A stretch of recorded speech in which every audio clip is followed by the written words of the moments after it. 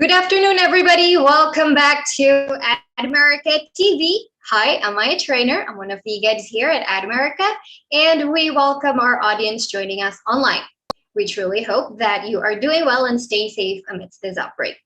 Well, anyway, for those of you who are first timers here, hi, welcome to Ad America TV for the first time. Ad America is the U.S. Embassy's American Center, and our mission is to provide a space for young generations of Indonesia to learn more about the United States.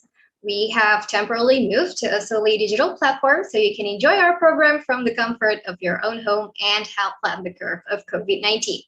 Don't forget to leave your questions in the comment box below, and our panelists will answer them later in the seminar. And for our friends here who are joining us through Zoom, there are a couple of features that you can use to actively participate in the seminar. You can use the raise hand section to ask your questions with your video on, or you can also use the chat box section whenever you wanted to say hi to the other participant and also the panelist as well. But please keep in mind to use these features wisely, all right? Cool. And for our friends here who are joining us through Zoom, I would also like to remind you that the seminar is equipped with interpretation feature in which you can hear the real-time translations from the interpreter on a designated audio channel within the Zoom room. You can find the button in the right side of the meeting controls right next to live transcript button.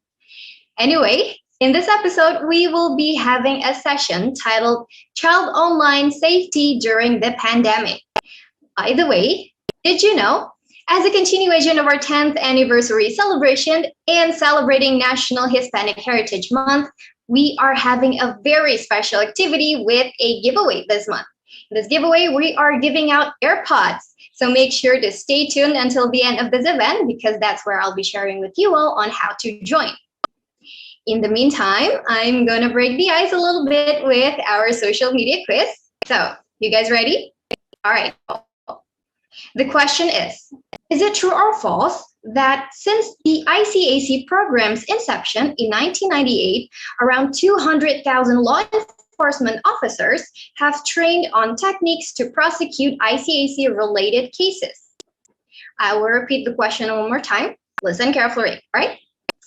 Is it true or false that since the ICAC program's inception in 1998, around 200,000 law enforcement officers have been trained on techniques to prosecute ICAC-related cases? You can participate this quiz through our social media comment section and stay tuned at the end of this event to find out if you got the answers right. And now, before we start our event today, we have a very special opening remarks from Bapak Michael Klein, Deputy Chief of Mission, U.S. Embassy, Jakarta.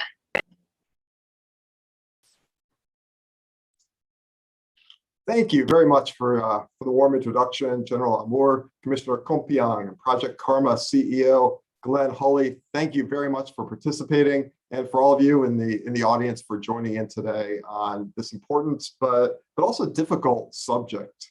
And I thank you not just as Deputy Chief of Mission of U.S. Embassy Jakarta, but also as a father of 2 young children.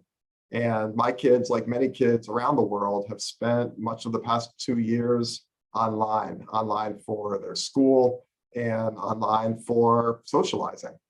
And as everyone that's tuning in today knows, just because they are at home online doesn't mean that they are safe. And they're digital natives, they're young kids, and they know enough not to engage with strangers online, but what's a stranger? And sometimes it's really difficult to tell. And if you are, let's say, 7 years old and you find yourself in a difficult situation online and you have to make choices in real time, sometimes those choices are really, really difficult to navigate. And sometimes the consequences are really, really frightening. And so I am both personally and professionally interested in this topic. And I'm so grateful for all of the professionals who have joined us today, because there's one thing that does give me hope in this, what can be a very scary landscape, is that we do have professionals who are out there trying to make it as safe as possible for our children online, so that they can navigate their school, they can navigate socially, and they can continue to grow online in a safe sort of way. experts like our resident legal advisor here at the embassy, Bruce Miyake, and also experts in the civil society like Glenn Hulley, who works out of Melbourne, Australia, to make sure that we have an online and safe environment online. And of course, all of our counterparts here in Indonesia who are also focused like lasers on this very, very important topic, because we know that online, the environment, national boundaries don't count for anything. You know, the landscape is completely open. And that's why the solution has to be international as well, to friends in Indonesia, Australia, and around the world, working together to make sure the online environment is as safe as possible for our children. So with that, I'm going to pass it off to the experts, and I'm going to listen intently to what they have to say. Thanks very much for joining us today. All right, thank you so much, Bapak Michael Klein, for the opening remarks. Up next, we have another opening remarks from Bapak Irjen Pol Dr. Andes Johannes Asadoma, SIK M.Hum, Kepala Divisi Hubungan Internasional Kepolisian Negara Republik Indonesia. Distinguished Mrs. Kim Penland, ANL Director, Ms. Moja Nurkalam, ANL Program Specialist, Mr. Bruce Miyake, the U.S. Resident Legal Attaché, Mr. Glenn Hulley, founder of Project Karma, Mr. Daniel Mananta, Child Issue Ambassador. Very good afternoon for all of you. Before I commence my remarks, I do believe that some of you know me, but some of you also don't know me yet. So I would like to introduce myself. I'm Police Inspector General Joni Asadoma, the head of International Relations Division of Indonesian National Police. It is my honor to give remarks on this virtual panel discussion with regard to online child safety. I would like to take this occasion to convey my sincere appreciation to the U.S. Embassy, especially International Narcotics Law Enforcement, INL, that has been facilitating Indonesian National Police to take part in various events, including capacity building programs and promotion of public awareness on crimes.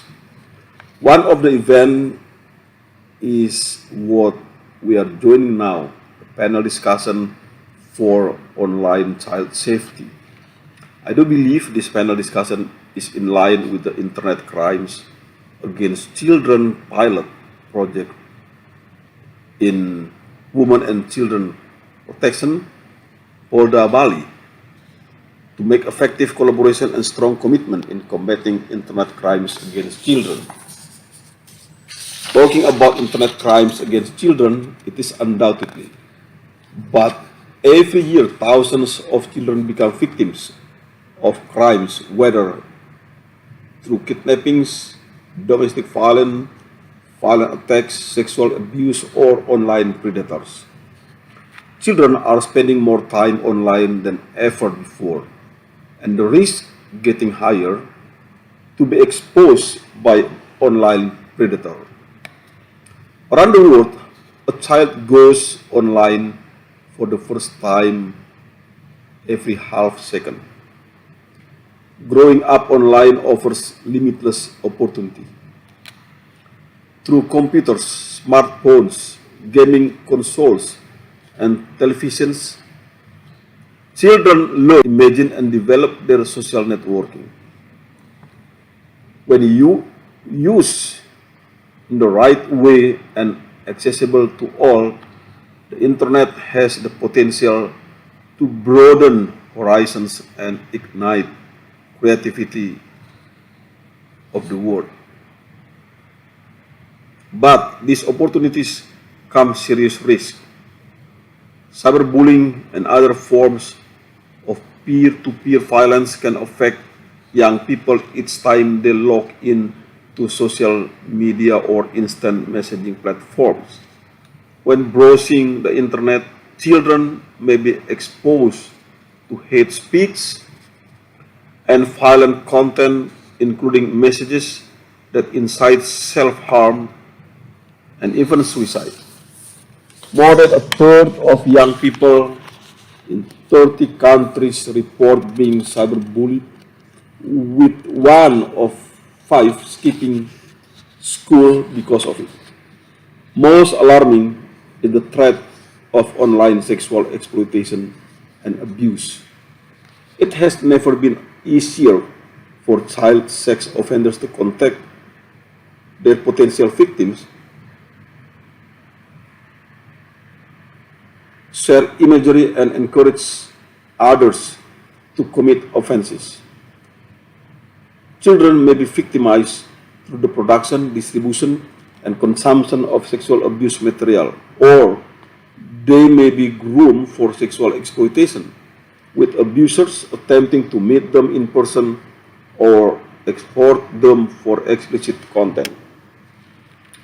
In the digital world, any person from any location can create and store sexually exploitative content.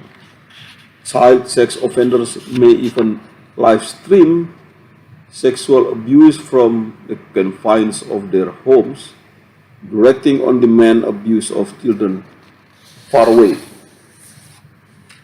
Some 80% of children in 20 countries report feeling in danger of sexual abuse or exploitation online.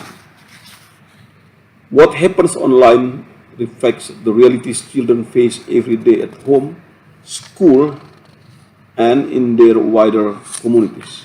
Strategies to promote online safety must protect the educational and health benefits of digital technologies while addressing the risk of exposure to violence, exploitation, and abuse, as well as to privacy breaches.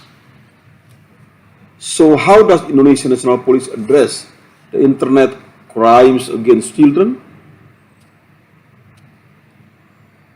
A part of Indonesian National Police duties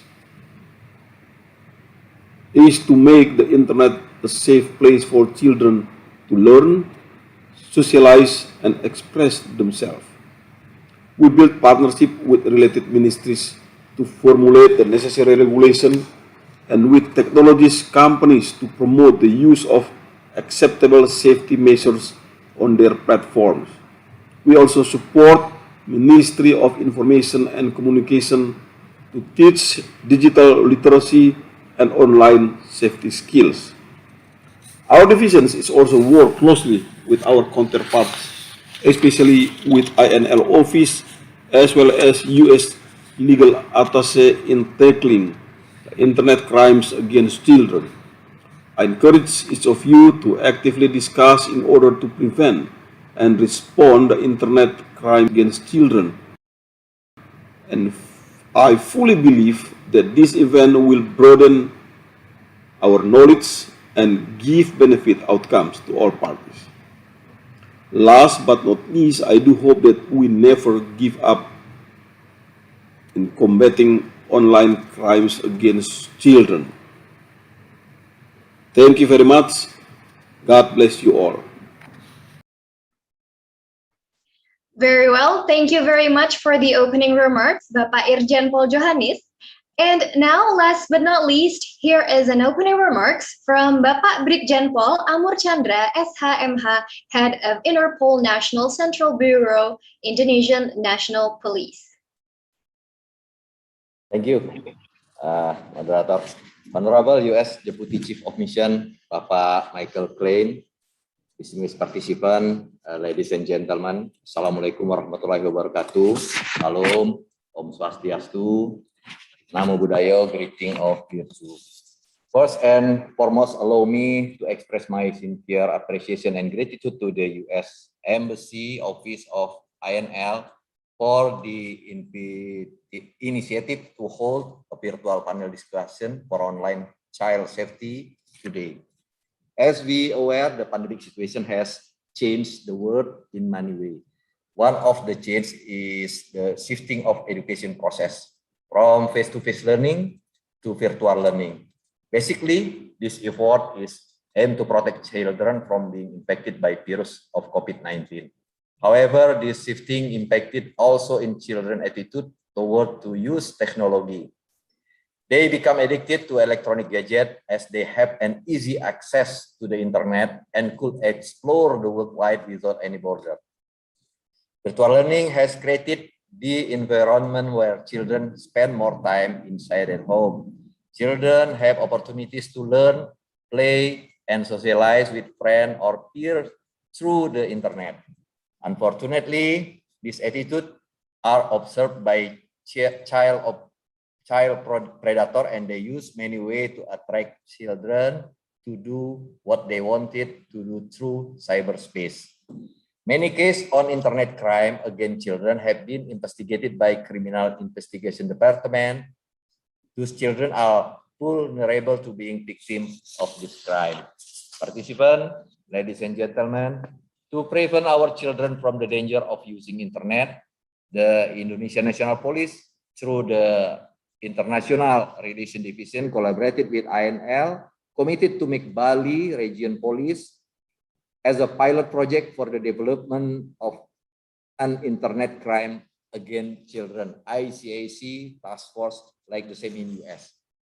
For your kind information, US has established the ICAC task force that is a response to the increasing number of children and teenagers using the internet, the proliferation of explicit images of children available electronically, and the heightened online activity by predators seeking unsupervised contact with potential underage victims. I believe that this panel discussion is timely as we have so and protect our children during the pandemic situation and for their future life. Considering the benefit of this program, I'm strongly encouraging all participants to participate actively in this discussion and maximize the presence of the speakers and experts for the benefit of all. Participants, ladies and gentlemen, I would like to welcome all participants who are from different backgrounds at this virtual discussion. I hope this discussion will be fruitful and enlighten us to the importance to protect and save our children from the danger of using internet. To conclude, once again, I would like to extend my appreciation to INL for the continued support provided to us in the effort to prevent crime against children, particularly during the pandemic situation. Have a fruitful discussion. Thank you. Assalamualaikum warahmatullahi wabarakatuh. Om Santi, Santi, Santi Om.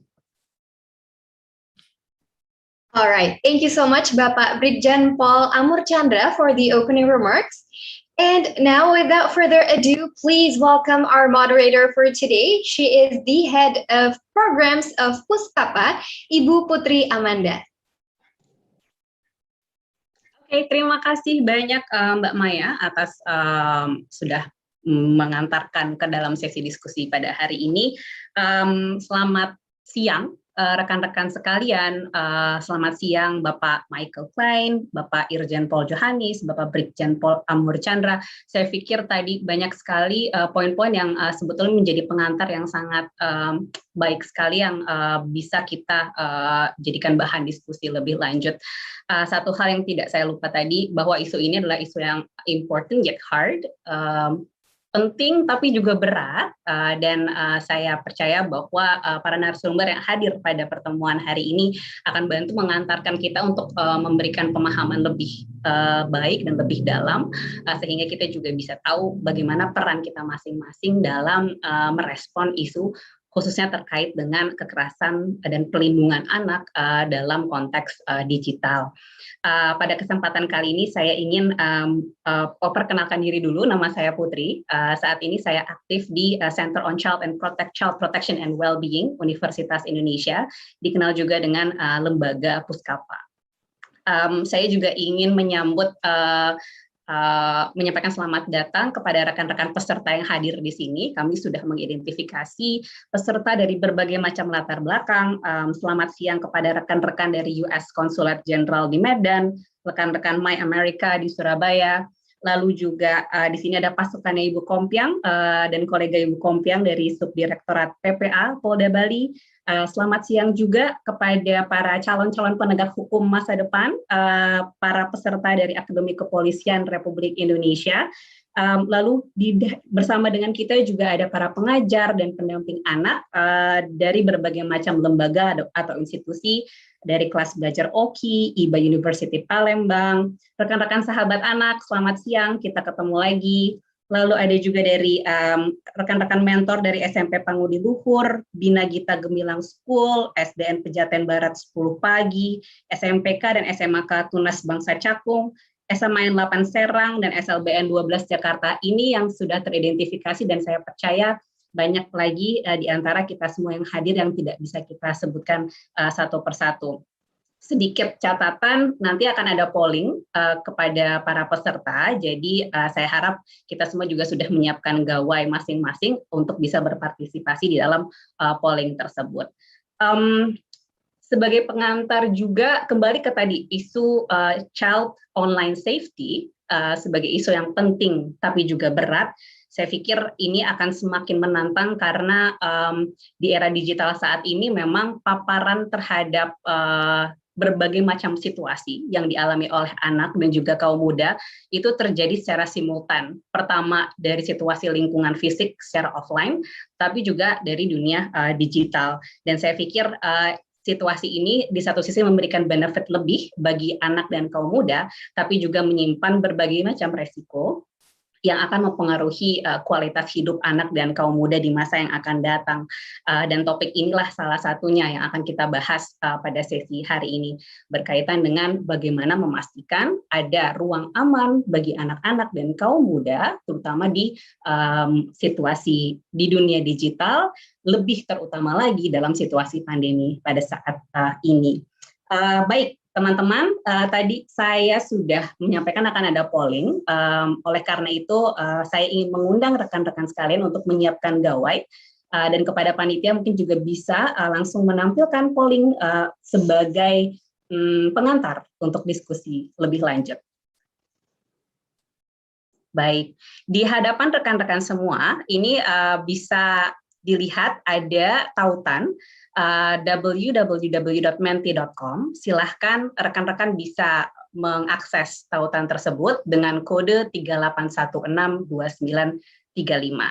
Jadi begitu kita semua sudah mengakses tautan dan mengisi kode, secara otomatis akan masuk. Nanti bisa terlihat di sini ada 2 orang yang gabung.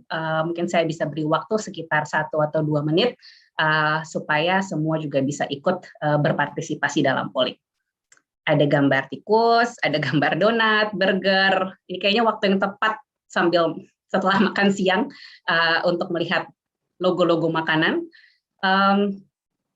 Baik, masih ada waktu, silahkan. Terkadang mungkin lebih mudah kalau menggunakan handphone, jadi juga boleh bisa pakai handphone. Wah, semakin banyak, sangat menyenangkan sekali, jadi semakin banyak juga yang berpartisipasi. Saya kasih waktu sekitar 30 detik lagi kali ya, supaya semua juga bisa ikut bergabung.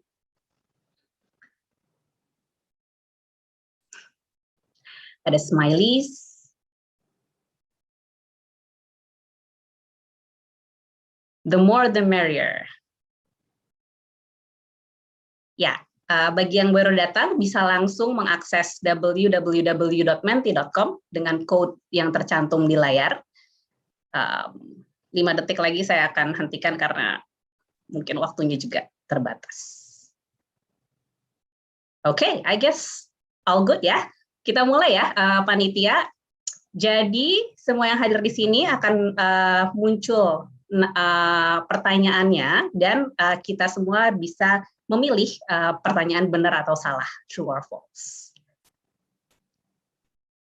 Masih banyak yang berdatangan. Oke. Pertanyaan pertama, akan 2 pertanyaan. Berdasarkan survei di tahun 2020 dari RSCM FKUI, remaja Indonesia menggunakan gadget atau gawai 6 jam dalam sehari. Benar atau salah? Mungkin kita juga bisa merefleksikan diri kita sendiri, sejauh mana dan sesering apa kita menggunakan gadget dalam sehari. Silakan. 50 orang di antara kita menjawab benar, dan 18 orang di antara kita menjawab salah. Jawaban yang tepat apa, panitia? Silahkan ditampilkan. Ternyata yang tepat adalah salah. Ternyata remaja antara usia 0 sampai 18 tahun rata-rata menggunakan gadget sebanyak 11,6 jam dalam sehari. Dan sayangnya memang belum ada penelitian formal untuk kelompok usia yang lain. Oke, pertanyaan kedua, silahkan. Siap-siap semuanya. Apakah pelaku kekerasan seksual anak mudah diidentifikasi? Benar atau salah? Ya atau tidak? Waktunya 10 detik. Tinggal dijawab sesuai dengan pilihan di layar gawai rekan-rekan sekalian. Oke, coba kita lihat. Sebagian besar menjawab tidak. Jawabannya apa, panitia? Silahkan ditampilkan. Betul, yang tepat adalah tidak.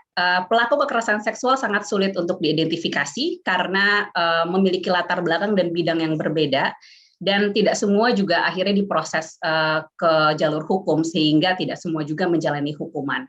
Meskipun demikian, kita semua bisa mencari literatur, justru malah sebaliknya. Lebih banyak literatur yang lebih membantu kita mengidentifikasi korban kekerasan atau kelompok-kelompok yang rentan tereksploitasi secara seksual. Baik, ini adalah 2 pertanyaan, semoga bisa jadi trigger question untuk diskusi lebih lanjut dengan para narasumber. Dan lanjut ke pembahasan utama. Pada kesempatan ini bersama kita ada 3 orang narasumber yang hadir di sini. Ada Bapak Glenn Holly, beliau adalah founder dan juga CEO dari Yayasan Project Karma Indonesia. Lalu juga di hadapan kita ada Ibu AKBP Kompiang Srinadi, beliau adalah Kepala Subdirektorat Perlindungan Perempuan dan Anak Polda Bali. Lalu terakhir juga ada bersama kita Bapak Bruce Miyake, beliau adalah Resident Legal Advisor from the United States Department of Justice OPDAT. Selamat siang Pak Glenn, Ibu Kompiang, lalu Pak Bruce. Mungkin sebagai pengantar juga, kita dalam forum ini akan banyak mendengarkan para narasumber ini terkait dengan eksplorasi apa sih bentuk-bentuk kekerasan terhadap anak dalam dunia digital, lalu bagaimana sebetulnya kita merespon, terutama dalam kaitannya dengan penegak hukum, dan juga yang terakhir mungkin yang tidak kalah penting adalah bagaimana kita semua sebagai orang dewasa bisa berpartisipasi untuk menciptakan ruang aman bagi anak, baik secara langsung di lingkungan sekitar maupun juga dalam dunia digital. Oleh karena itu, saya langsung saja persilahkan terlebih dahulu pembicara pertama dari Bapak dari Project Karma Indonesia, Bapak Glenn Holly. The floor is yours. Thank you very much. Thank you for having me, and I'd like to say a very big thank you to the US Embassy in Jakarta and the Ad America platform for organising this conference today and having this discussion in Indonesia. I'd also like to thank the General from Polri, who has given the introduction today, and also to Polda Bali, who are also part of this today. Thank you all to everyone that's had me here today.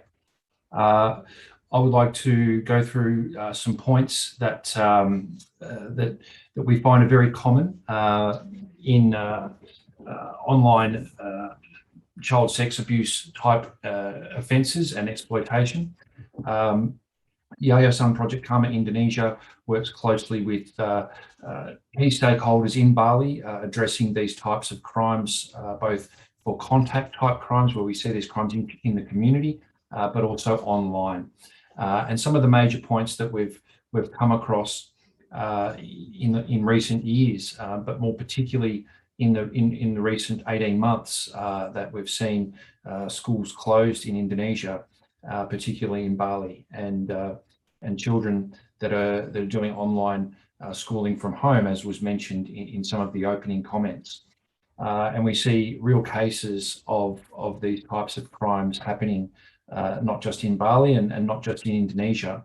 Yayasan Project Karma Indonesia is also related to Project Karma, which is an Australian registered charity, and I'm also the founder of that organisation. And Project Karma works with many other law enforcement agencies and governments in different countries around the world. So this is by no means a problem that is exclusive to Indonesia, but it's great to see the Indonesian government, the Indonesian law enforcement agencies, and other outside agencies like the Department of Justice and INL and the US Embassy taking part in raising more awareness of this issue in Indonesia. So thank you very much again to everybody who's been part of putting that on today.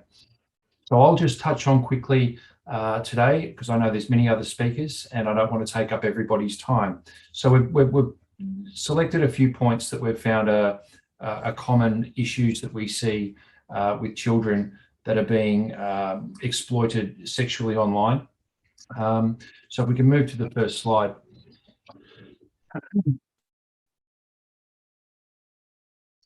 And next.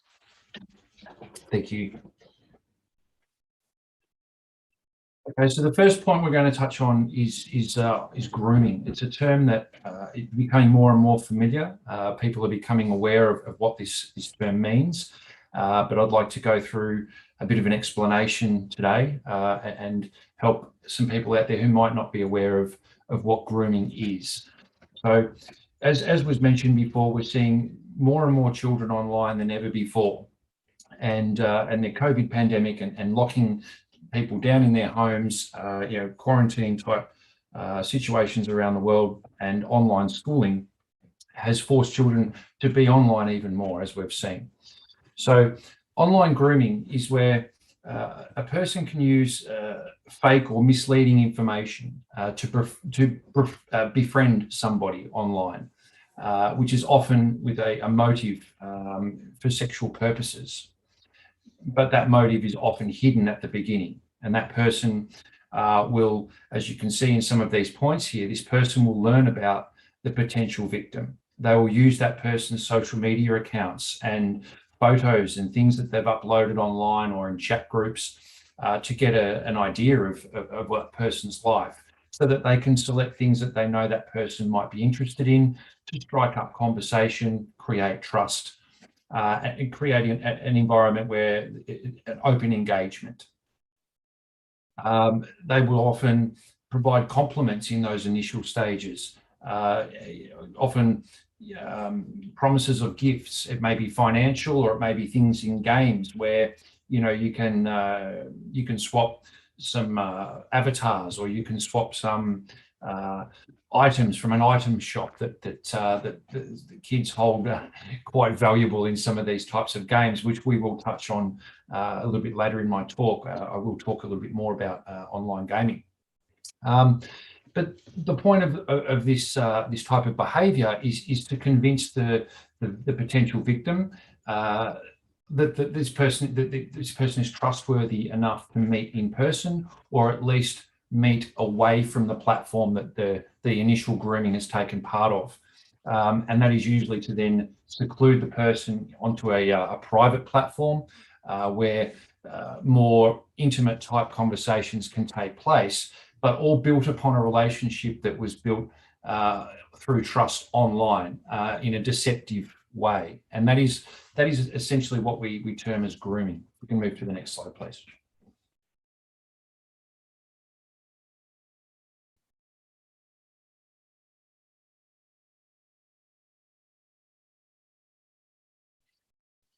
Okay, so just a bit more explanation about the type of people that engage in this behaviour of grooming.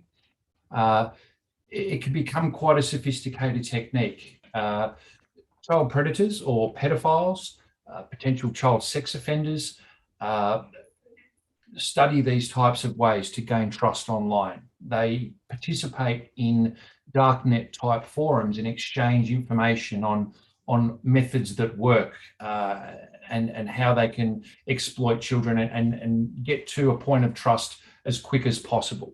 I mean, that is the objective of a person who is grooming. They want to win that trust as quick as they can with that victim in order to create a situation where the victim is more likely to comply with a request of a sexual nature. So with more children online and more platforms being available, more adults being online, the potential of child predators, pedophiles, child sex offenders being online at the same time is much, much higher now. And there have been major increases in reports of child sexual exploitation and issues of sextortion, which I'll talk about shortly, having massive rises in statistics in the last 18 months. In Australia alone, there's been an increase of 121%, and that was up until September last year. So from May and through to the September, saw a 121% increase in reports of child sexual exploitation online. We know in the Philippines, some of our trusted partners in the Philippines are reporting up to 300% increase in reports of these crimes online. We simply don't have any data provided to us from Indonesia in relation to these types of crimes. And I'm hoping that government agencies, law enforcement, of which some are here today, are going to be able to expand a bit more. But I think it's safe to say in just about every country around the world, there has been increases in these types of crimes. So just coming back to what I was talking about, groomers, often will groom a family as well. It's not just the child. It's about building trust. Quite often, they will want to build a trust level with a family member in order to create a situation, especially where there's going to be a physical contact involved. So groomers always are trying to obtain trust, whether it's from parents or from the child themselves, in order to create a situation where they can commit these crimes without fear of being detected, or if they are detected, they have built enough trust or compelling fear into a victim where the victim will not be likely to report or substantiate any of those types of allegations. We move to the next slide, please. So just before I move on to sextortion, grooming is usually a process that can lead to sextortion. Grooming, as I said before, it will usually be conducted by someone pretending to be someone else when we're talking about online grooming. They may pretend to be a family member, a friend of a family member, a friend of a friend. In some cases, I can recall a case that occurred earlier this year in Indonesia where the offender was pretending to be a celebrity. I think in this case it was Justin Bieber, but had set up a fake profile with a fake photograph and was pretending to be Justin Bieber, and was able to, for a brief amount of time, make the victim believe that he was in fact Justin Bieber. So these are the types of examples that we need to make our children aware of, and we need to be aware of ourselves, that there are people that are online at any given time with the very intention of trying to interact with children in order to have some sort of sexual interaction, and they will have a practiced routine on how they do that. And that's what we call a predator. And we really do need to understand as parents and as carers that these people are online, and that there are thousands of them online. And if we're going to allow our children to be online, then we need to accept the fact that there are dangers with that, and we need to watch them just as much as we would watch them if we were allowing them to go out into the public, into crowded areas where there are lots and lots of people. I'll move on because I'm aware of the time. So let me just move on to sextortion. This is a term that talks about where it's a form of blackmail. So there's, at some point, there's been an intimate image that's been shared, and that image is now being used in a way against the person that created the image to blackmail them for some purpose. So what we see, and I'll give you an example, that we've had a few cases of this, unfortunately, in the last 18 months, and it usually involves senior school students in Indonesia, where we will see it might be a girlfriend and boyfriend relationship, and they might be 15, 16 years old. They are still children in the eyes of the law.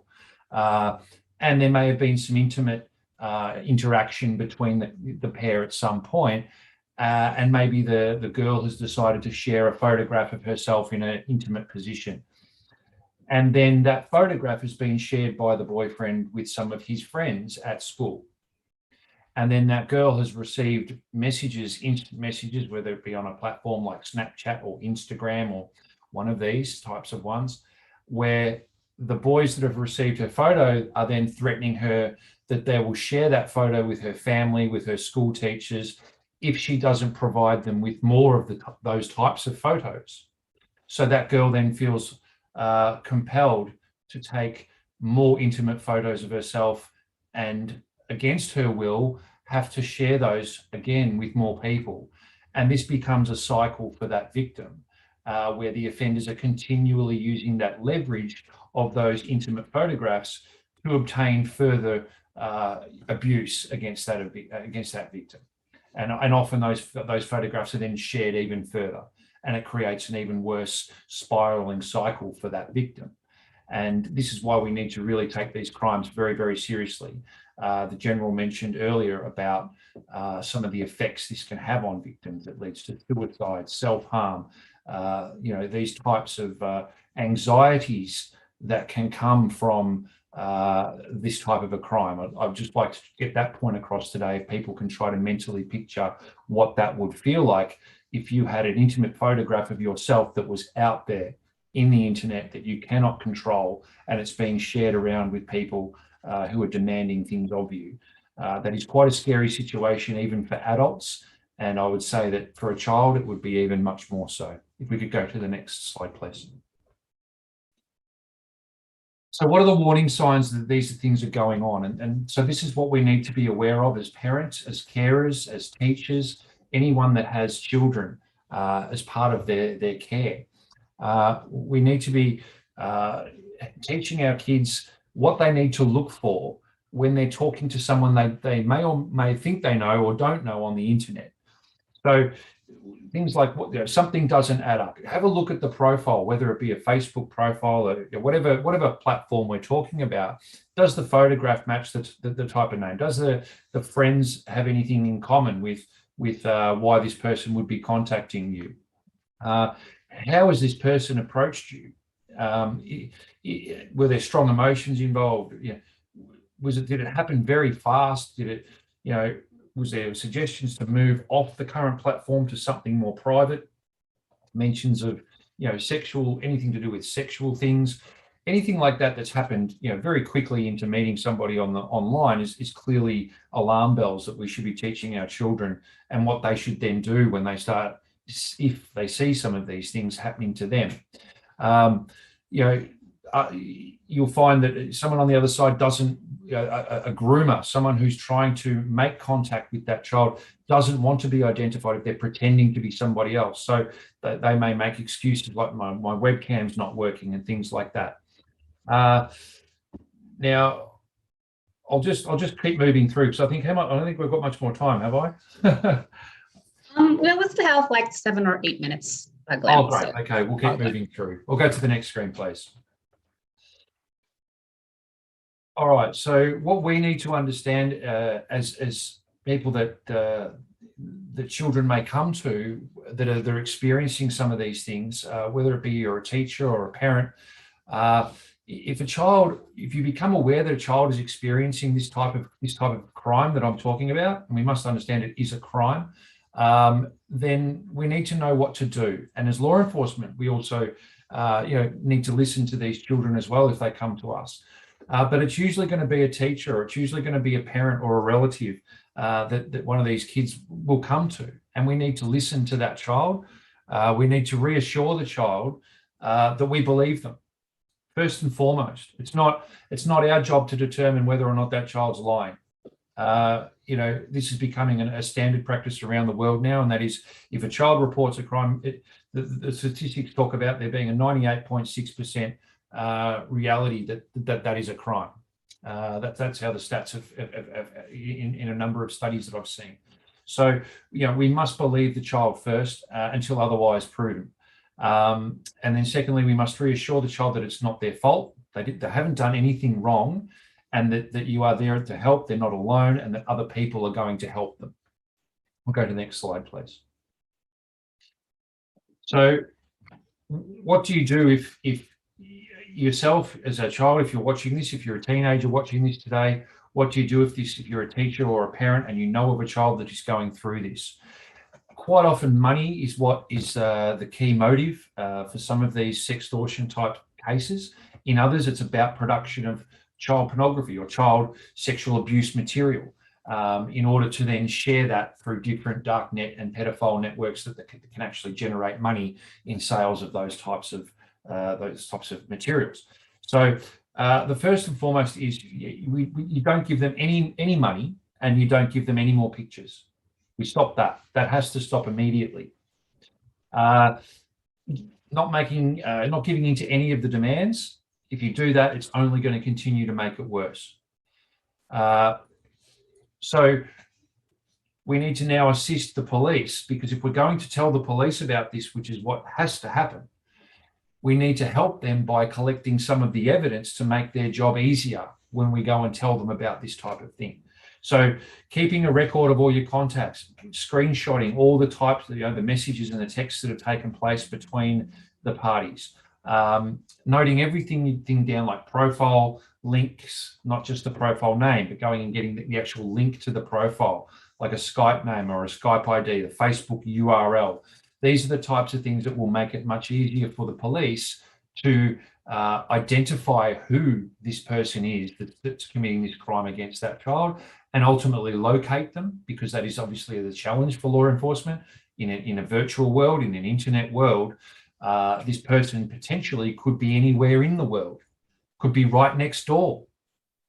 Okay, so these are the things that will help the police to be able to help the victim. Can we go to the next screen, please? So the next step is to notify the platform that this is occurring on, notify the admins or the reporting processes that are involved with that platform. Now, Project Karma is part of, and I won't go right into this today, but Project Karma has partnerships and also relationships with many different gaming, social media and instant messaging platforms out there, some of the very popular ones. For instance, Project Karma is a trusted safety partner with the Facebook group of companies. So people coming to us through our reporting portal, which can be provided later, a link through to that, can report these things online, and we are able to have access to a portal with Facebook's different platforms where we can report directly to their safety and trust teams and get action very, very quickly. And that leads to Facebook's law enforcement response teams dealing directly with law enforcement, and maybe the law enforcement speakers here today may be able to talk something a bit about that, because they do have quite a lot of interaction between the law enforcement response teams with a lot of these social media platforms. And over the last few years, we have seen these social media platforms invest greatly in developing safety and trust policies and reporting processes, whereas in years before, a lot of this was what we would call the Wild West, and there was very little protection for users, not just children but adults as well. And we're seeing those things change much more thanks to a global approach from different government and law enforcement agencies working with these companies. Again, I won't go into that today. So firstly, report the issue with that platform, whatever it's occurring on, report it through that platform. And most parents need to make themselves familiar with those types of reporting platforms on the platforms that their children are using. So once it's been reported, screenshots have been taken, the next step is to start blocking these people on the platforms. That's very, very important, so that it stops the continued behavior. And then consider temporarily deactivating those social media accounts, but do not delete them. You want to keep those so that the law enforcement agencies can have access to them at the time when needed. Secure accounts. In some cases, sextortion involves the giving of passwords so that they can use the account for other things. So we recommend changing the passwords if there's any issue of password security in these types of cases. And obviously, as parents, we should have already done this already, but reviewing the privacy and security settings of these accounts that your children are using. Quite often we find by default they're not as secure as what an account could be, and it does actually require user intervention. And we encourage parents to learn about the games, learn about platforms. We know you can't be experts on all of it, but if you do spend some time with your child, interact, play some of these games yourself with your child, maybe open an account on one of these message platforms and message with your child so that you have some basic understanding of how it works, and when something goes wrong, how you can report that. If we go to the next slide, please. You have 3 minutes left, Glenn. Thank you. I think we'll move through a lot of these I've touched on. Again, if talking with a family member, if you're a student watching here today, you need someone to help you through this, and you will also need, if you're providing help to someone in this situation, we always recommend a counsellor, a psychologist in these situations to help talk people through it's a very, very mentally draining and emotional process. There's a lot of anxiety that's involved. If we go to the next one, please. I'll just touch on gaming because I've only got a few more minutes, but again, it's very similar to with these online message platforms. It's just another gateway for a predator to get access to a child. In a lot of these games, there's instant messaging, which is very much the same as an instant messaging platform. Or it'll be voice through voice. But the point is that a predator or a person who's grooming is going to want to move that child off the gaming platform and onto a private messaging area where they can, as I mentioned earlier, go through that grooming process. Just be aware that a lot of these games have their own currency, so to speak, where children will be buying skins or avatars or attachments they can put on their profiles and things. And sometimes groomers will offer those as gifts in order to convince a child of trust and get them off that platform, as I discussed before. If we go to the next one, please. All right, so again, very similar to what I said about grooming, in online gaming, it could be anybody. A profile could be anybody, and they could be anywhere in the world. And as parents, we need to be aware of this. We also see that even in situations where two students know each other and they're playing the game together, things can get nasty. In the playground, there's teachers, there's accountability. Online, people tend to be what we call that keyboard warrior mentality, where they feel anonymous behind a screen and they can tend to say some pretty nasty things, type some pretty nasty things that they don't feel they're going to be held to account to. We need to protect our children when they're online. Move to the next one, please. Yeah, again, I've touched on some of these before, and I'm just bringing them up on the screen so that viewers can see them while we're just running through them. But a lot of this is very, very similar to what I talked about with grooming, building trust to trick you into doing something that you don't want to do. And that requires obtaining some sort of leverage over you. Okay, so again, I said, if they're able to identify you, they're able to then find different platforms that you use and go through your different profiles and have a look at the different photographs, things. And if you do that with enough, you can actually build a picture of a person. Unless as a parent or a carer, we've taught our children how to lock that down and not share so much publicly and openly that people can find. And we strongly urge parents and carers to make themselves familiar with this and help their children to make sure that their security settings are locked down and that they're not sharing too much publicly. If we move on to the next one, please.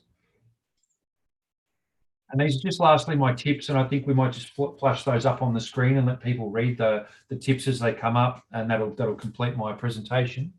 So it's about empowering children, and that's what this is about today. And like I said before, I really want to thank everybody that's been involved in making this happen today, and those that are coming after me speaking today. I think we've got some great speakers here today, and there's going to be some great information on how to protect your children and then how to go about preventing these crimes in the community. So it's all about getting informed, teaching others, and passing this knowledge on, get everybody talking about it.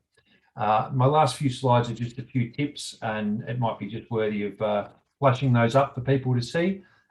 Thank you very much for your time again. Thank you to everybody that's arranged it. Thank you very much. Thank you, Pak Glenn. Terima kasih sekali. Saya ingin mengajak semuanya untuk bertepuk tangan secara virtual kepada Pak Glenn. Nah, seperti yang tadi disampaikan, memang ada beberapa informasi di akhir presentasi, tapi saya pikir jika ada kesempatan nanti kita bisa eksplor bareng ya Pak Glenn pada saat sesi diskusi. Sedikit merangkum dalam bahasa Indonesia, pada dasarnya tadi ada banyak, saya melihat di antara sekian banyak poin penting, mungkin ada 3 hal yang bisa kita angkat tadi. Pak Glenn juga secara lugas dan juga jelas menyampaikan apa sih sebetulnya tanda-tanda yang harus kita sebagai pendamping anak atau sebagai orang tua dan guru itu juga perlu memberikan perhatian, terutama kaitannya dengan istilah grooming, sextortion, atau juga dengan gaming. Jadi tadi sudah banyak tanda-tanda yang sudah sangat jelas dan bisa memberikan kita panduan secara lebih jelas. Lalu hal kedua yang juga tadi menarik adalah kita sulit sebetulnya untuk melihat situasi terkini di Indonesia karena keterbatasan data, tapi setidaknya perkembangan data kekerasan secara global itu bisa menjadi salah satu referensi sebagai refleksi tentang apa yang mungkin juga terjadi di Indonesia. Dan yang terakhir, empowering children, saya pikir itu juga poin yang menarik, bagaimana kita juga bisa memberikan ruang supaya anak juga bisa berdaya, dan selalu percaya apabila anak mengalami kesulitan dan merasa bahwa dia sedang merasa tidak nyaman, dan menghindari sebisa dan selalu senantiasa menghindari kecenderungan untuk menyalahkan anak atau menyalahkan korban. Saya pikir 3 itu yang juga menjadi catatan, dan tentunya kalau misalnya kita semua lihat di website Project Karma, banyak sekali tools yang juga tersedia dan kita bisa belajar banyak dari situs tersebut. Sekali lagi terima kasih Pak Glenn atas presentasinya. Saya juga ingin mengingatkan semua, jika ada komentar atau pertanyaan, silahkan tulis di kolom chat di Zoom ataupun di kolom komentar di Facebook atau platform-platform media sosial yang tersedia. Poin terakhir, tadi Pak Glenn juga sampaikan banyak isu kaitannya tentang kekerasan seksual. Apabila rekan-rekan di sini ada yang merasa tidak nyaman atau mungkin juga terpicu menimbulkan efek trauma tersendiri bagi rekan-rekan yang ada di dalam forum ini, kami juga ingin merekomendasikan untuk beristirahat sejenak ataupun memberikan ruang atau berjarak dari forum ini apabila memang teman-teman atau rekan-rekan di sini merasa tidak nyaman jika ada isu-isu yang memang mungkin akan memicu trauma di antara kita. Dan juga kami selalu mengingatkan apabila membutuhkan bantuan, jangan segan untuk meminta bantuan kepada orang yang kita percaya, para pendamping atau bahkan counselor. Baik, tadi melanjutkan yang Pak Glenn sampaikan, pada akhirnya kita juga akan mendengarkan bagaimana sih sebetulnya penegak hukum itu berperan, kita harus melapor kemana, dan apa sih yang harus kita antisipasi selama proses penegakan hukum berjalan ketika mendampingi anak yang merupakan korban kekerasan, salah satunya adalah kekerasan dari secara online. Oleh karena itu saya mengundang Ibu AKBP Kompiang Srinadi untuk menyampaikan paparannya pada kesempatan ini. Silakan Ibu Kompiang. Terima kasih Mbak Putri. Selamat siang, Om Swastiastu. Terima kasih dari Kedutaan Amerika, dari Kadip Hubinter, juga dari Bapak SES-NCB, juga memberikan kami untuk ikut bergabung di dalam materi terkait dengan permasalahan anak, kekerasan terhadap anak. Kami dari PPA Polda Bali yang akan menyampaikan materi tentang mekanisme pelaporan kasus kekerasan terhadap perempuan dan anak. Sudah berbagai banyak payung hukum yang sudah kita miliki di dalam memberikan perlindungan terhadap perempuan dan anak di sini, di mana negara sudah memberikan perlindungan terhadap anak yang berhadapan dengan hukum, baik sebagai pelaku maupun sebagai korban, di mana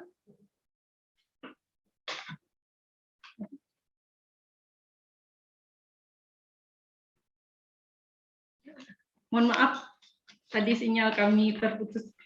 Oke, baik, silakan Bu.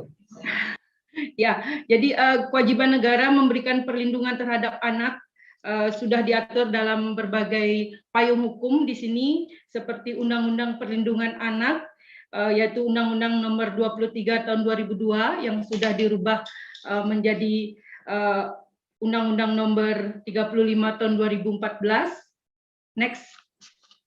Jadi di sini sudah disampaikan banyak perundang-undangan yang terkait, dan juga dari pihak kepolisian juga sudah dalam program prioritas Kapolri juga memberikan perlindungan kepada kelompok rentan dan sensitif gender, juga kepada perempuan dan anak.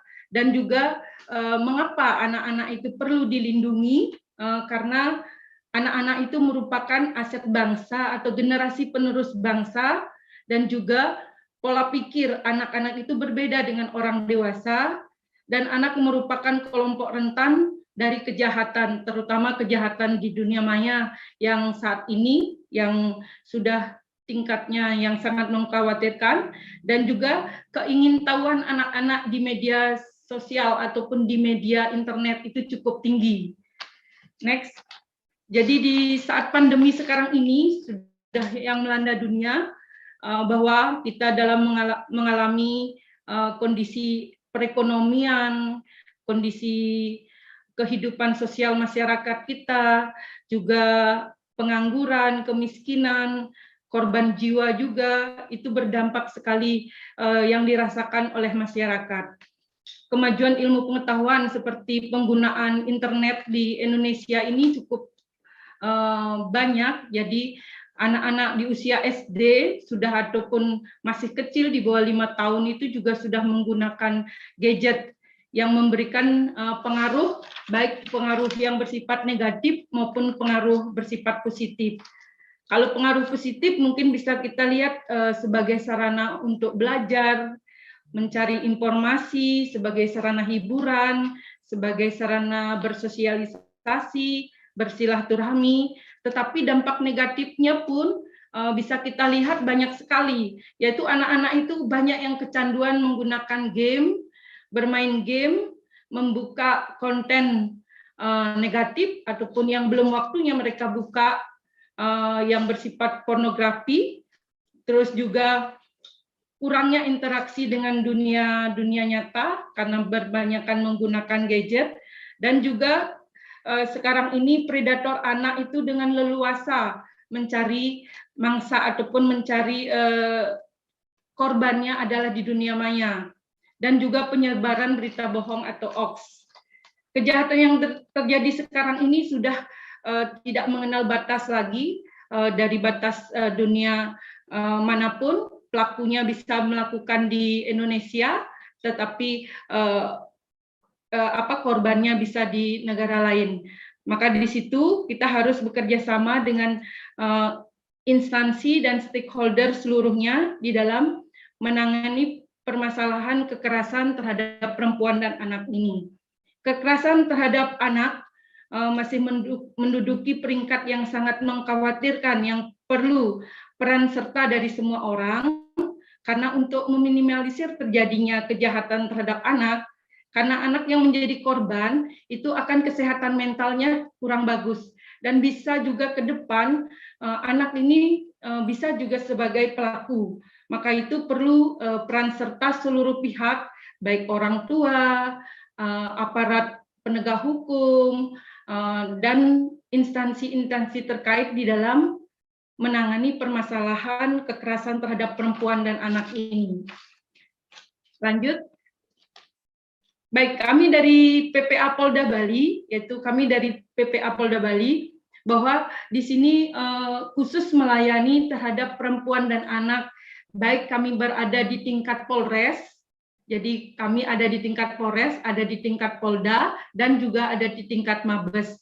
Jadi PPA di sini sudah memberikan ruang ataupun tempat kepada masyarakat yang berkaitan dengan permasalahan yang dihadapi anak-anak untuk melapor ataupun memberikan informasi kepada pihak kepolisian yang ada di unit PPA Polda Bali. Di unit PPA Polda Bali juga menyiapkan berbagai fasilitas untuk anak-anak biar nyaman untuk datang dan hadir di kepolisian, diantaranya kita ada ruang bermain, ada ruang konseling, ada ruang istirahat untuk korban, ruang cyber, ruang pemeriksaan, serta ruang unit untuk pelaksana tugas kami. Di sini ada pun tugas PPA yang kami laksanakan di Polda Bali dan jajaran, yaitu yang pertama yaitu penerimaan laporan pengaduan terkait dengan terjadinya suatu tindak pidana. Yang kedua, kita membuat laporan polisi, yaitu memberikan konseling terhadap permasalahan yang dihadapi oleh masyarakat, mengirimkan korban ke rumah sakit terdekat bila korban itu mengalami kondisinya sakit atau terluka, pelaksanaan penyidikan perkara anak, yaitu kita melakukan permintaan visum juga terkait dengan baik itu melaksanakan visum visum dalam ataupun visum luar, memberikan penjelasan kepada pelapor tentang posisi kasus, hak-hak dan kewajibannya. Berikutnya juga menjamin kerahasiaan informasi yang diperoleh. Karena kasus-kasus anak ini wajib kita rahasiakan identitas anak dan hal-hal yang berkaitan dengan anak. Karena dari pihak kepolisian pun akan menjaga kerahasiaannya. Terus juga harus menjamin keselamatan dan keamanan korban. Jangan sampai nanti korban mendapatkan perlakuan yang kurang baik. Perlu pengamanan dari pihak kepolisian dan masyarakat setempat. Yang berikutnya yaitu penyaluran korban ke bantuan lembaga bantuan hukum ini apabila merasa terancam ataupun merasa takut untuk kembali pulang, kami juga dari kepolisian bekerja sama dengan lembaga bantuan hukum akan memberikan tempat perlindungan untuk pengamanan terhadap anak tersebut atau ruang shelter agar mereka tenang dan sampai aman dulu, baru nanti kita lakukan tindakan lebih lanjut. Dan juga melakukan koordinasi dan kerjasama baik secara internal maupun eksternal yang kita lakukan, dan juga memberikan perkembangan penanganan kasus kami kepada pelapor dan kepada korban, dan juga membuat laporan kegiatan kami dan kepada sesuai dengan prosedur. Terkait dengan kekerasan terhadap anak dalam Undang-Undang Nomor 35 Tahun 2014, yaitu pengertiannya adalah setiap perbuatan terhadap anak yang mengakibatkan timbulnya kesengsaraan atau penderitaan secara fisik, psikis, seksual, dan atau penelantaran, termasuk ancaman untuk melakukan perbuatan pemaksaan, perampasan, kemerdekaan dengan cara melawan hukum. Di sini adalah kekerasan yang dilakukan terhadap anak, baik itu kekerasan fisik, psikis, seksual yang dilakukan terhadap anak. Pemerintah pusat atau pemerintah daerah dan lembaga lainnya berkewajiban untuk bertanggung jawab untuk memberikan perlindungan yang diterima khusus kepada anak, yaitu mengandung maksud bahwa negara wajib memberikan perlindungan terhadap anak. Perlindungan tersebut berupa perlindungan yang diterima oleh anak dalam situasi kondisi tertentu untuk mendapatkan jaminan rasa aman terhadap anak yang terhadap ancaman yang membahayakan diri, jiwa dalam tumbuh kembangnya. Jadi di sini peran serta masyarakat, peran serta keluarga sebagai tempat anak untuk memulai aktivitas atau pembelajaran perlu adanya pengawasan bersama baik dari pihak masyarakat, pemerintah maupun dari pihak keluarga. Baik, siapa yang berhak melapor dan di mana tempat melapor? Next. Jadi yang berhak itu melapor itu adalah korban. Korban ini adalah korban anak yang mengalami tindak pidana. Dan kedua yaitu keluarga ataupun orang lain yang diberi kuasa oleh korban. Dan bila korban itu oleh anak, maka orang tua atau wali atau pengasuh polisi juga bisa melaporkan, atau polisi yang mengetahui kejadian tersebut juga bisa melaporkan. Tempat melapornya adalah kantor kepolisian di mana korban itu berada ataupun bertempat tinggal. dan juga kantor kepolisian di mana tempat kejadian perkara itu. Jadi di sini laporan yang diterima oleh kepolisian bisa dilakukan secara langsung ataupun melalui telepon ataupun melalui aplikasi. Kalau di Bali kita memiliki aplikasi Salak Bali. Jadi di sini apabila ada masyarakat membutuhkan membutuhkan pertolongan ataupun ingin melaporkan terjadinya suatu tindak pidana, kami dari Polda Bali akan merespon laporan tersebut. Berikutnya terkait dengan mekanisme pelaporan, mungkin ini secara ilustrasi aja yang kami sampaikan di sini, bahwa bila korban itu perempuan dan anak bisa datang sendiri ataupun diantar oleh masyarakat atau petugas yang menemui atau menerima terjadinya suatu kejadian. Diterima laporannya oleh petugas piket PPA yang ada di SPKT ataupun SPK di Polres. Jadi di sini di setiap kepolisian itu ada sentral pelayanan kepolisian terpadu. Di sana nanti ada petugas yang akan menerima laporan terkait dengan kasus-kasus yang berhadapan dengan pidana. Jadi kalaupun itu nanti terkait dengan permasalahan anak, itu akan disampaikan ke Direktorat Reserse Kriminal dan diteruskan ke unit PPA yang ada di kami untuk menindaklanjuti dan penanganannya. Setelah diterima laporan itu dilakukan pemeriksaan secara medis ataupun visum. Apakah korban itu dalam keadaan sehat, maka penyidik melakukan pemeriksaan dengan didampingi bisa dari orang tua atau wali, advokat, pekerja sosial, psikolog, dan juga didampingi oleh orang lain sesuai dengan kebutuhan korban. Dalam hal korban ataupun saksi memerlukan istirahat, petugas akan membantu untuk mengantarkan ke ruang istirahat yang telah disiapkan yang ada di kepolisian.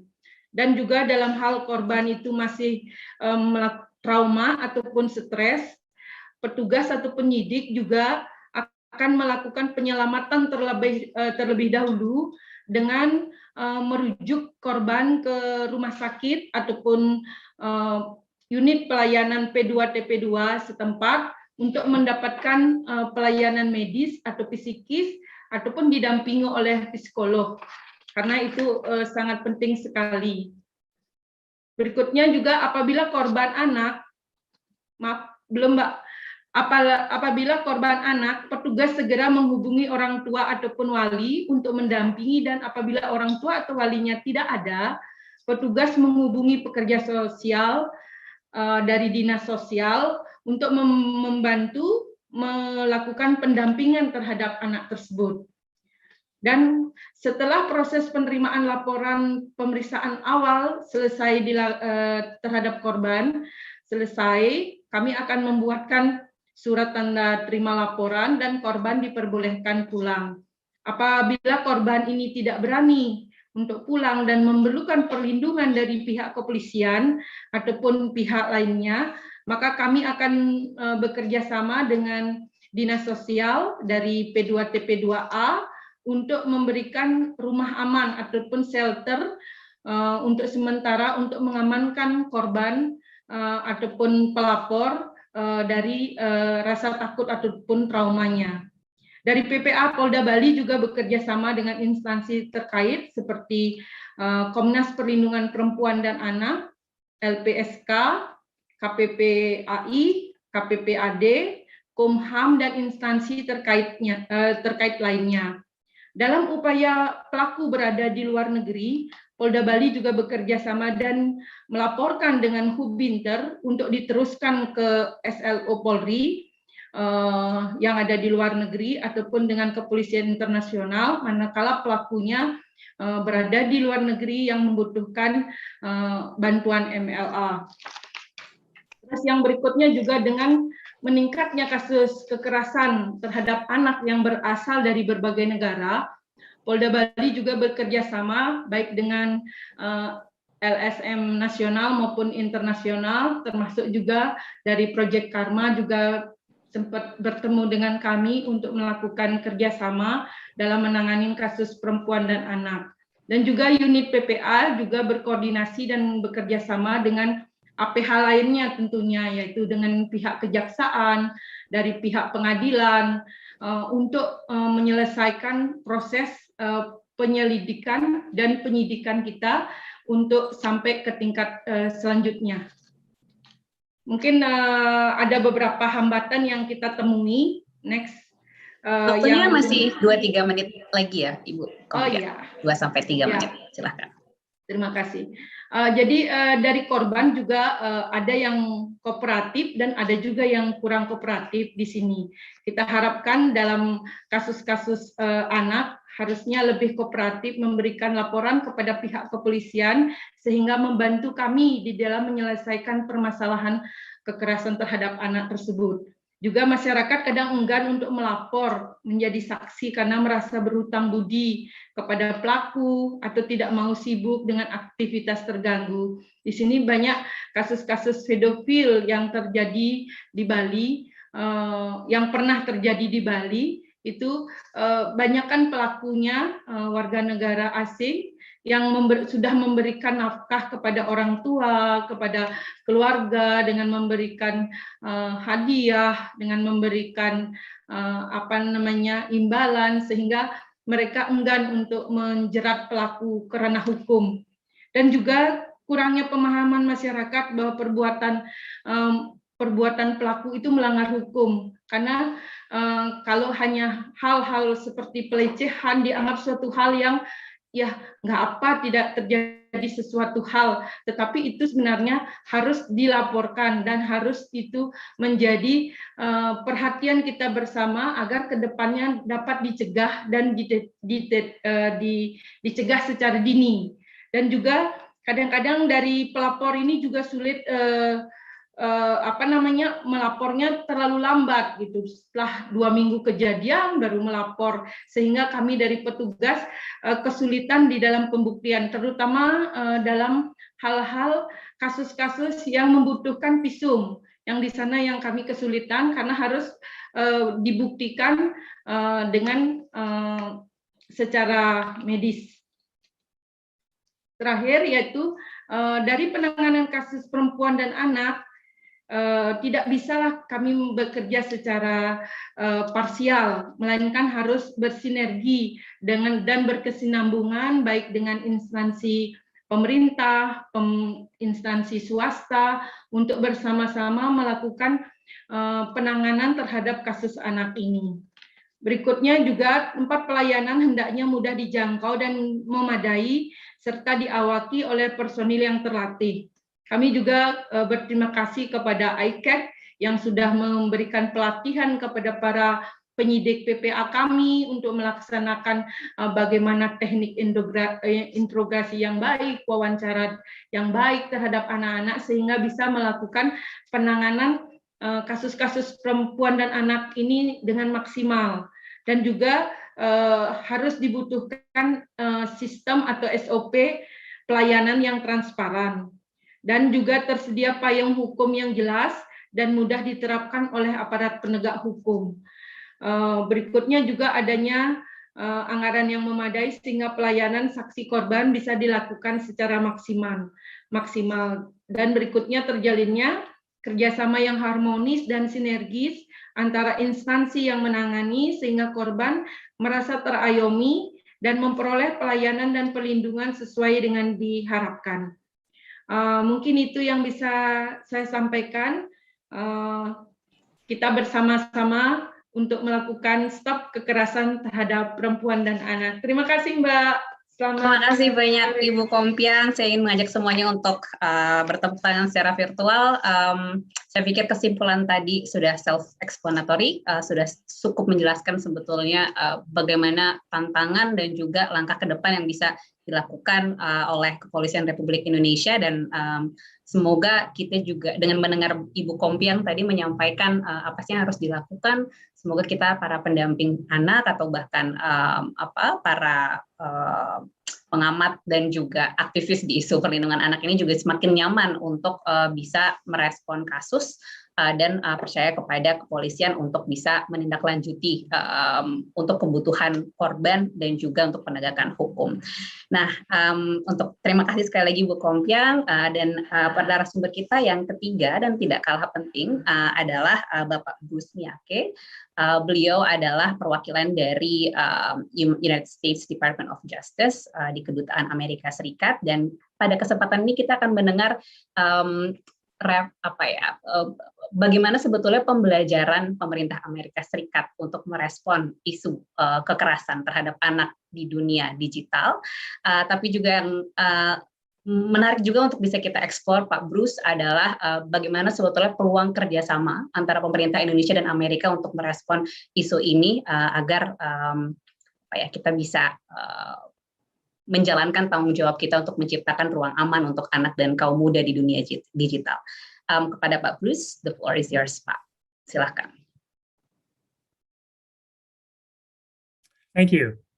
And thank you to the organizers, INL and AdAmerica, for organizing this very important webinar on a very important subject.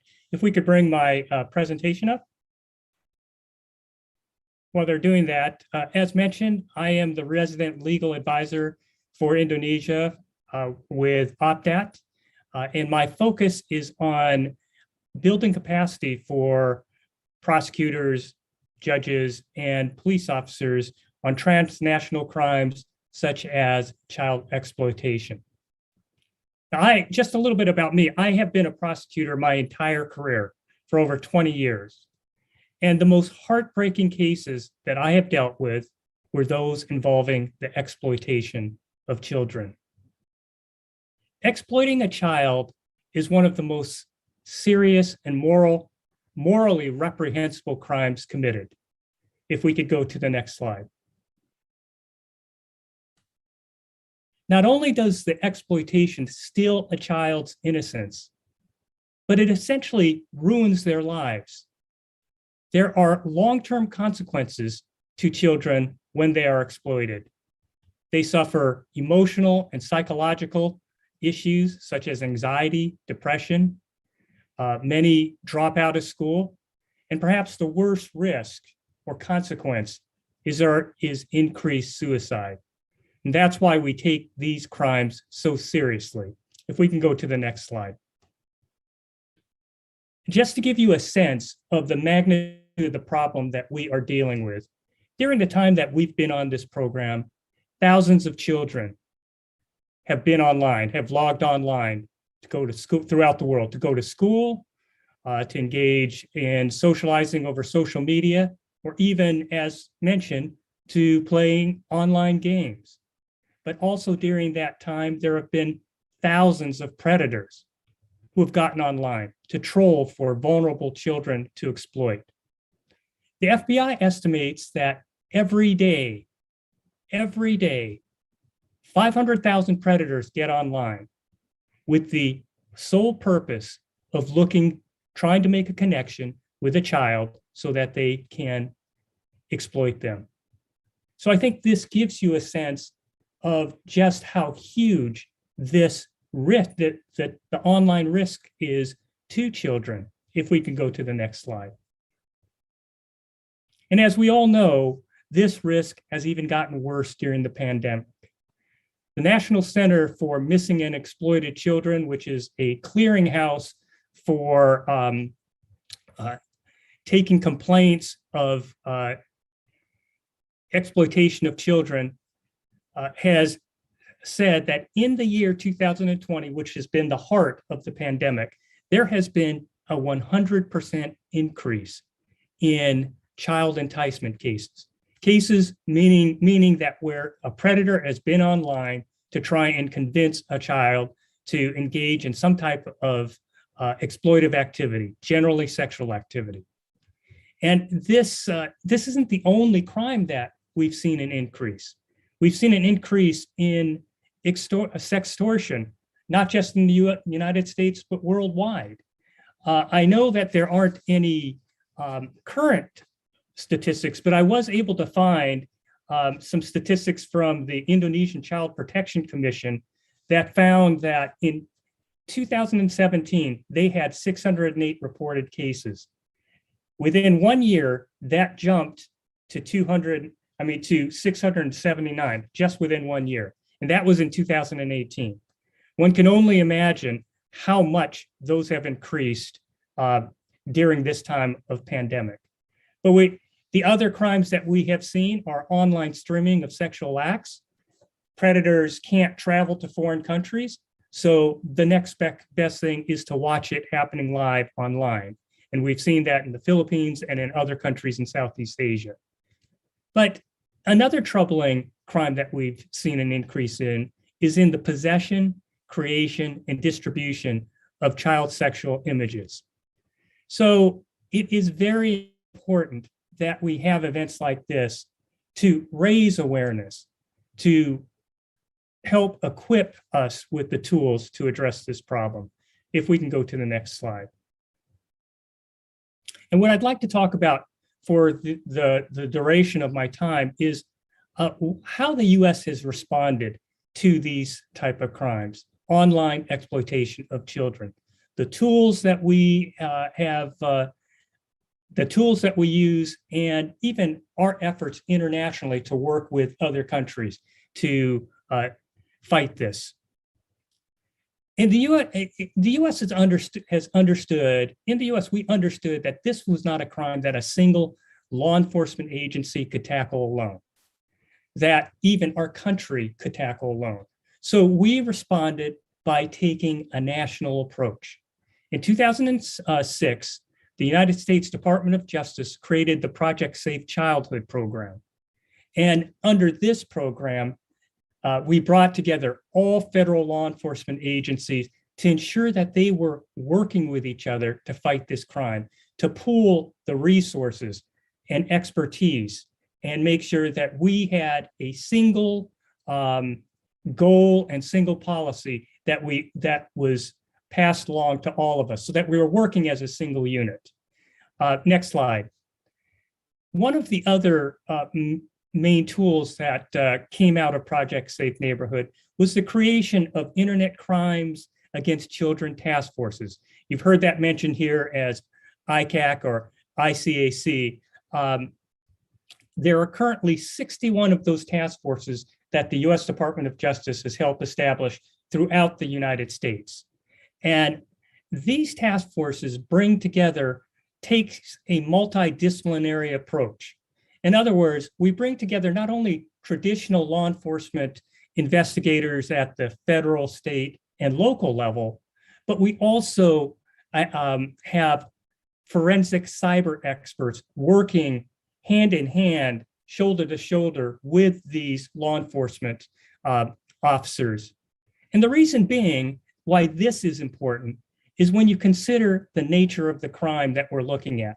Crimes that take place online and use digital devices as their main tool, it's important that we have the expertise or someone with the expertise that can not only help identify the type of evidence that we need to prove these cases, but also to extract and preserve it. And to have experts to come into court to educate for us in the United States juries, but also judges, so that they can understand the value of that evidence. And so these task forces bring together all of these resources and expertise, and they work together. And this has been a very successful tool for us. Just in the last year, 2020, there were over 109,000 investigations, of which there were close to 86,000 forensic examinations of devices, which, as I said, is a critical component to fighting online crime. There were over 9,000 arrests of suspects, and the training. We have trained over 24,000 law enforcement officers. Some of the priorities of the task force is not just to look at crimes that are happening within our jurisdiction, or not just to look at crimes that have our citizens, but also one of the priorities that we have and that we've seen are people that travel to abuse children. So what we call child sex tourism. In fact, just in this past August, a member of the Foreign Service who was working in the Philippines was arrested and has been charged with essentially engaging in illicit sexual conduct with a 16-year-old and possession of child pornography. So we are tracking these because we understand the impact that when a person travels to a different country, that the damage that is done from that. The other priority that we have is stopping the flow of child sexual images. Often we call that child pornography. And the reason being is that every time one of those images is viewed, that is the re-victimization of that child. As I think somebody, Glenn mentioned, imagine if there was a picture of yourself engaged in a very compromised position, how you would feel every time that image was looked at by someone or passed around. Well, for a child, some of these images can exist in the internet for years, and it's something that bothers them every time that happens. So we make it a priority to investigate and prosecute these type of crimes. Now, when we are fortunate to capture and convict a person of child pornography, we also seek restitution for that because there is damage to that victim. And that restitution will pay for their counseling or other type of medical benefits to them. We try to make them whole. Now, one of perhaps second to investigation, one of the most important things that the task force does and what other federal law enforcement agencies do is engage in prevention. The Department of Homeland Security, their Customs and Border Enforcement, ICE, they have a project called iGuardian. And what they do is engage in outreach to schools, parent groups, houses of worship, to raise the awareness of the risk to children who are online, similar to an event such as this. And we teach parents and children the risks of being online, the type of red flags to look for, and perhaps most importantly, we educate them on how you can report a crime if something happens to you, a friend, or someone you know. They also publish a number of publications which are aimed at educating the public as well. Next slide, please. Another tool that we have in the United States, and I mentioned it earlier, is the National Center for Missing and Exploited Children. This is a nonprofit organization which is in part funded by the United States government, and it is a clearinghouse and reporting center for all child victimizations. In just this past year, they also have what's known as a cyber tip line. So people who see evidence of child exploitation online can call this and give a tip. And it's not just the public that calls this line, but also what they call internet service providers. So companies like Facebook, Twitter, Instagram, when they're monitoring their sites, if they see child pornography online or they see inappropriate conversations, they can make a tip to the cyber tip line of the National Center for Missing and Exploited Children. And what the center will do is then pass these on to the Internet Crimes Against Children task forces, who will then follow up and investigate them. In 2020, as I said, they received over 21 million reports of child exploitation online. Now, most of these actually came from internet service providers who, as I mentioned, saw photos or conversations or evidence of enticement and pass this on. And then just from a prosecution point of view, in the United States, every US attorney's office has at least one prosecutor who specializes and focuses solely on these type of crimes. So they've developed the experience and expertise. And we work closely with the task forces and other law enforcement agents in the investigation and prosecution of these. We take these crimes extremely serious, and we will aggressively go after these predators and seek the most appropriate sentences that we can. For example, in just this past month, there was a man in North Carolina who had enticed a juvenile, a minor online, engaged in sexual activity with them, and he was arrested, charged, and convicted and sentenced to 35 years imprisonment. And that, when you think about that 35 years imprisonment, that is a long time, but it reflects the damage to a child. And as I said, when you consider that a child who has been exploited like that is going to live a lifetime of misery, 35 years doesn't seem that long. In addition to imprisonment, we also, anybody convicted of a child exploitation crime, there is a period of supervision, anywhere from 5 years up to life. And then during that time, they are under the supervision of the court. And one of the main conditions that we will impose on them is that they are not to have unsupervised contact with children, nor can they have access to the internet, unsupervised access to the internet, or certain digital devices.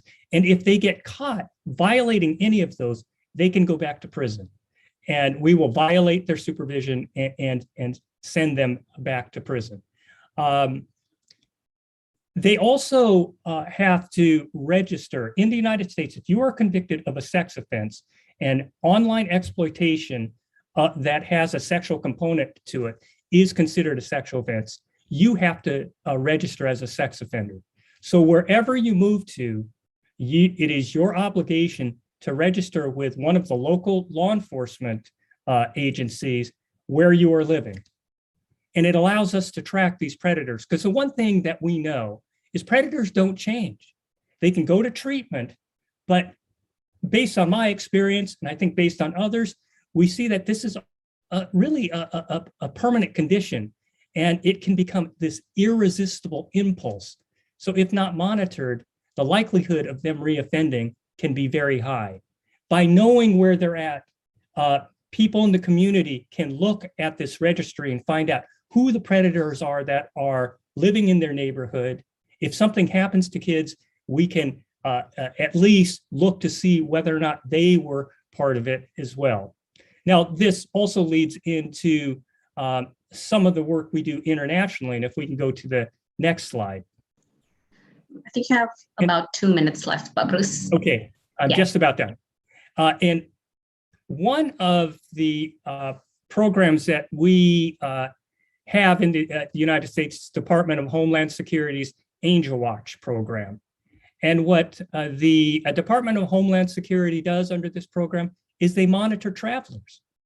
And they will alert countries when they learn of a convicted sexual predator or someone they consider a sexual predator who is trying to travel to a foreign country. They will alert them so that the foreign country can deny them entry. And I know that we have passed numerous tips on to Indonesia, such as Bali, and fortunately, we have been able to prevent some of these people from traveling here. Next slide, please. The other thing that we do is we work very closely with our foreign partners to help them get the evidence they need from the internet service providers who are located in the United States so that they have the evidence needed for their country when they capture and are seeking to prosecute them. And maybe this goes without saying, but my last point in what we are doing to try and assist others is what we're trying to do in Bali through the INL project, which is provide funding to the establishment of an Internet Crimes Against Child task force there. And it's my hope that this task force gets up and running, because this will have a great impact at keeping the community safe. And with that, thank you. And I look forward to any questions that you have. Thank you so much, Pak Bruce. It's such a very sebuah pembahasan yang sangat padat sekali. Semua isinya adalah daging di sini, yang tentunya akan menjadi pembelajaran untuk kita semua. Saya ingin sedikit merangkum tadi dalam bahasa Indonesia yang disampaikan oleh Pak Bruce di tengah semua isian presentasi Pak Bruce yang sama pentingnya. Saya pikir yang tadi perlu kita highlight adalah bahwa satu, penegakan hukum terkait dengan kejahatan dan eksploitasi anak secara daring itu tidak bisa dilakukan sendiri, polisi tidak bisa berdiri sendiri, kelompok komunitas dan masyarakat juga tidak bisa berdiri sendiri, dan saya pikir itu menjadi alasan pentingnya pembentukan task force atau kelompok kerja yang ternyata saat ini juga tengah dibentuk dan didampingi menggunakan wilayah Bali sebagai salah satu daerah dampingan. Dan juga tadi yang tidak kalah penting adalah tersedianya layanan rujukan secara nasional yang akan membantu semua pihak yang merasa ada indikasi kekerasan atau eksploitasi anak secara daring untuk bisa melapor dan tahu harus melapor kemana. Terus tadi juga Pak Bruce juga sempat sedikit menyampaikan peran dari internet service providers atau sektor korporat atau sektor privat yang juga tidak kalah pentingnya untuk mengidentifikasi adanya eksploitasi kekerasan terhadap anak secara daring, dan mungkin juga sebetulnya peran mereka yang sangat signifikan untuk mencegah adanya kejahatan terhadap anak melalui platform-platform daring. Semoga itu sudah bisa merepresentasikan tadi berbagai macam informasi yang sudah Pak Bruce sampaikan. Terima kasih sekali lagi kepada Pak Glenn, Bu Kompiang, dan Pak Bruce. Sekarang waktunya untuk berdiskusi. Di hadapan saya sebetulnya sudah banyak sekali pertanyaan, baik dari pengajar maupun para penegak hukum. Mungkin yang pertama sebetulnya ini sangat relevan dengan Pak Glenn. Ini adalah pertanyaan dari seorang pengajar, Ibu Amanah. Beliau adalah pengajar dari sekolah luar biasa, SLBN 12 Jakarta. Jadi ini adalah sekolah yang memang mengajar anak-anak yang berkebutuhan khusus. Ini ceritanya cukup kompleks, jadi saya ingin membacakan semuanya supaya tidak kehilangan konteks. Jadi sekolah ini memang mengajar anak-anak yang memiliki penyandang disabilitas tuli dan juga wicara, lalu juga penyandang disabilitas secara kognitif dan juga mental. Dan pertanyaan dari Ibu Amanah adalah sebetulnya bagaimana sih menghindarkan anak-anak penyandang disabilitas ini dari kejahatan online. Anak-anak tunanetra itu adalah audio type learners, anak-anak tunarungu adalah visual type learners, terus tunagrahita adalah peniru yang handal. Jadi mereka masing-masing punya kebutuhan-kebutuhan khusus, dan saya pikir mungkin Pak Glenn juga bisa bercerita bagaimana seorang guru itu bisa mendampingi anak-anak dengan kebutuhan khusus mereka tersebut. Saya langsung saja dulu mungkin persilahkan kepada Pak Glenn untuk merespon, lalu nanti kita bisa lanjut ke pertanyaan dan diskusi berikutnya. Silahkan. Thank you for your question. It's difficult for me to answer the question because different children with different needs require to access the internet in different ways. So without seeing a specific child with a disability or mental impairment accessing the internet, it's very difficult for me to give correct advice as to the best way to protect that child in that situation. To give one quick example, if it was a blind child and a blind child is accessing the internet, I'm not sure how that child is accessing the internet. So how could I give advice about, you see what I'm saying? It's a very hard question for me to answer.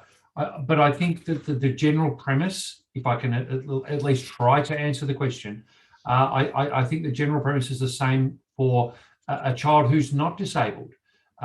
It's not so much how the child is accessing the internet or the technology that's involved in accessing the internet.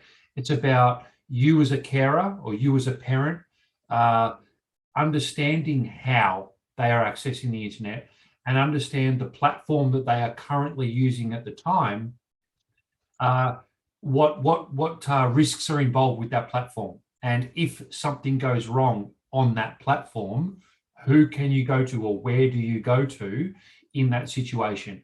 And that's what I was trying to say in my presentation, a bit about the different companies that are providing different platforms out there, whether it be instant messaging, social media, or gaming platforms, have dedicated reporting portals or reporting platforms that you as a carer or a parent can initiate a process of reporting. So that's probably the best way I could answer that at this point without seeing the technology. I understand, Pak Glenn. Probably it's a case-by-case situation, and there's no one size fits all, probably, right, Pak Glenn, on how to respond to the issue. Maybe like one follow-up question to Pak Glenn, if teachers or maybe child assistances wanted to know more about this, like the tools that they could access, is it provided in the Project Karma Indonesia, or where should they ask to? Absolutely, we have some great resources for parents and teachers. We actually have an education in-class education program where we actually are providing education to children in Balinese schools. We've been doing that up until schools closed in Indonesia, as you know, in May 2020, and so that's really hampered our project. And I don't want to take up any more time. I know there's a lot of questions. Okay. But yes, we try to address that as much as possible.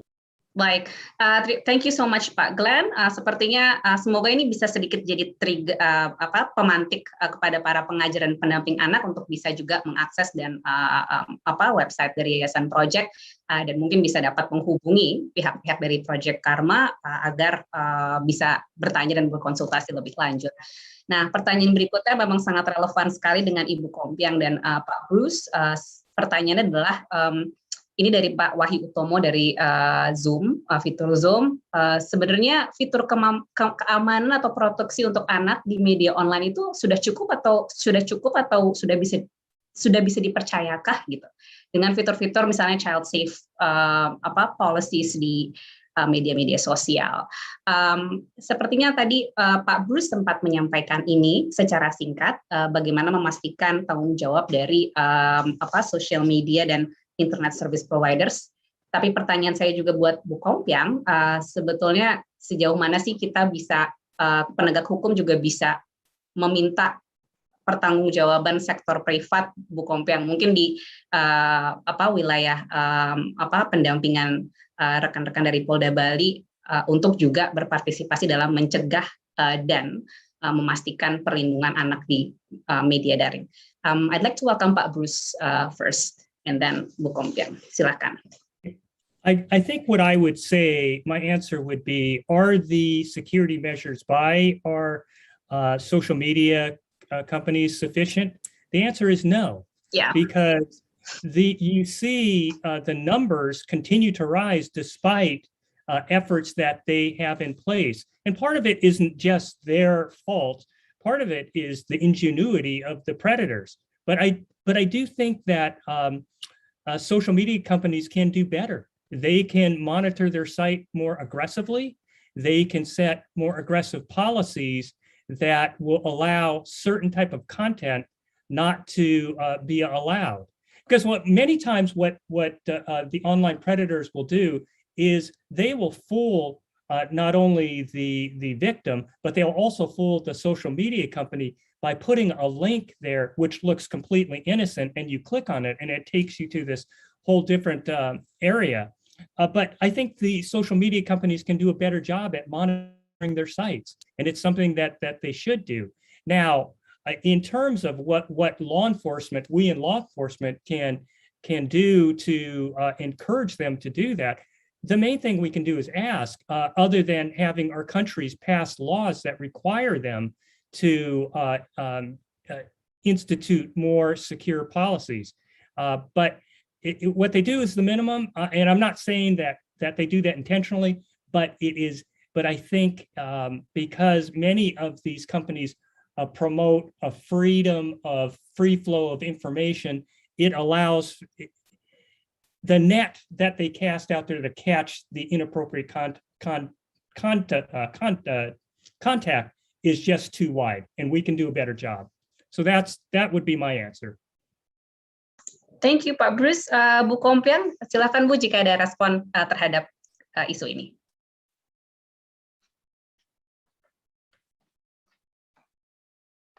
Ya, terima kasih. Terkait dengan sejauh mana sektor privat ini sudah memberikan perlindungan terhadap anak-anak. Dari kami, dari Kepolisian Polda Bali, juga memiliki patroli cyber. Jadi di sana itu sudah setiap hari anggota penyidik itu melakukan patroli. Tapi kadang-kadang satu dihapus, muncul lagi. Disinilah kita sudah berupaya melakukan kegiatan patroli cyber di dunia maya ini, berusaha men-take down konten-konten yang mengandung muatan kesusilaan atau pornografi, tapi ini juga tidak bisa dilakukan oleh petugas kepolisian. Kita juga harus bersama-sama dengan pihak pemilik, yaitu provider-provider yang ada di wilayah, untuk bersama-sama melihat layanan yang mereka berikan ini. Jangan sampai ada hal-hal yang bersifat negatif, tapi terus ada di internet ataupun di layanan. Makanya di sini kita perlu bersama-sama melakukan koordinasi lintas sektoral dengan instansi terkait, dalam memberikan edukasi, dalam memberikan pengawasan, dalam melindungi anak-anak kita dari situs-situs yang kurang baik terhadap tumbuh kembang mereka. Terima kasih, Mbak. Terima kasih banyak, Ibu Kompiang. Lagi-lagi kuncinya adalah tidak bisa bekerja sendiri dan perlu juga menggandeng sektor-sektor yang terkait ya. Mungkin Kominfo, Bu, yang juga memang akan punya banyak peran sekali dalam mengawasi berbagai macam teknologi yang sedang berkembang secara digital di Indonesia ini. Baik, untuk pertanyaan berikutnya ini kaitannya dengan pendampingan korban. Saya pikir akan sangat relevan lagi-lagi dengan Pak Glenn, mungkin juga Ibu Kompiang, karena ini pertanyaannya dari rekan-rekan Akademi Kepolisian Republik Indonesia. Bapak atau Ibu Aulia Ramdhania ini bertanya tentang sebetulnya bagaimana sih penegak hukum umumnya memang punya kesulitan untuk bisa mengeksplor penjelasan atau keterangan dari korban, dan bagaimana sebetulnya cara yang baik dan mungkin juga beretika untuk encourage the victims, mendorong agar korban itu juga bisa berbicara, terutama kaitannya dengan pengalaman mereka sebagai korban kekerasan seksual. Mumpung masih ada Bu Kompiang di layar, mungkin dari Bu Kompiang sendiri juga bisa merespon terlebih dahulu. Silahkan. Baik, terima kasih atas pertanyaannya terkait dengan korban. Kita dari PPA Polda Bali ataupun PPA yang ada di wilayah Indonesia sudah dibekali kemampuan teknik untuk mewawancarai anak seperti apa. Jadi teknik kita tidak menyudutkan mereka, tidak melakukan pertanyaan yang berulang-ulang. Itu sudah daripada penyidik itu melakukan untuk melakukan pemeriksaan terhadap kasus-kasus kekerasan perempuan dan anak. Terima kasih Bu Kompiang. Yang terpenting mungkin juga memastikan kapasitas yang sama untuk semua penegak hukum ya Bu ya, agar korban juga mendapatkan perlakuan yang setara juga dalam proses penegakan hukum. Pak Glenn, if you would like to add and give some response on this issue. Silakan. Thank you. Yes, of course. The police, Polda, is responsible for the interview of any victim of this type of crime. So I not make any comment on how they will do that. There is obviously an international protocol, a recommended protocol. Indonesia takes upon many of those protocols and on how they interact and interview a child victim. It's obviously very different to how you would interview an adult victim of a crime. Usually it needs to be a very non-threatening environment. Usually needs to be video recorded.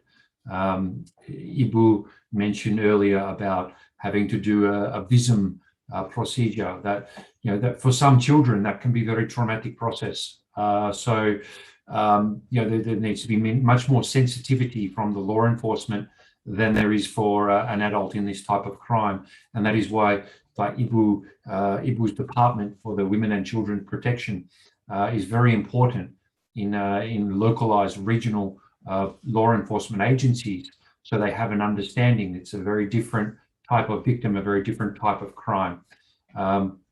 My organization, through Yayasan Project Karma in Indonesia, has provided training to some of the Polda members and Polresta and also Polsek within Bali. We have international trainers from different child sexual exploitation investigators, but not to the scale that ICAC has provided to Indonesia and other places around the world. But it's important that we coordinate together internationally on how we can manage victims of these crimes better.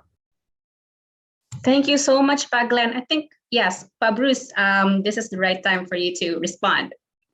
Yeah, I wanted to respond on a couple of levels. One of the issues I think that was raised in the question is the difficulty that we sometimes have at getting cooperation from the victims. And there are a number of reasons why victims initially do not want to cooperate. A lot of times they're scared. They're scared of retaliation. Sometimes they themselves don't feel that they've been victimized. And other times they're ashamed. They're worried about the public shame. And one thing that, in my experience doing child cases in the United States, we worked very closely, not just with law enforcement, but also victim advocates.